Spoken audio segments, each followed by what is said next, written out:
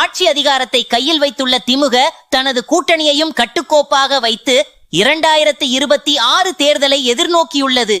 ஆனால் பிரதான எதிர்க்கட்சியான அதிமுக தற்போது வரை பலமான கூட்டணியை அமைக்க முடியாமல் தடுமாறிக் கொண்டிருக்கிறது. சட்டப்பேரவை தேர்தலுக்கு இன்னும் 8 மாதங்களே இருக்கும் நிலையில் தமிழகத்தில் அரசியல் கணக்குகள் நாளுக்கு நாள் மாறிக்கொண்டே இருக்கிறது. திமுக தனது கூட்டணியை தொடர்ந்து பலப்படுத்திக் கொண்டே வருகிறது. தொகுதி பங்கீடு தொடர்பாக அவ்வப்போது சில பிணக்குகள் ஏற்பட்டாலும் ஏதோ ஒரு வழியில் கூட்டணி கட்சிகளை சரிகட்சி வைத்திருக்கிறது திமுக.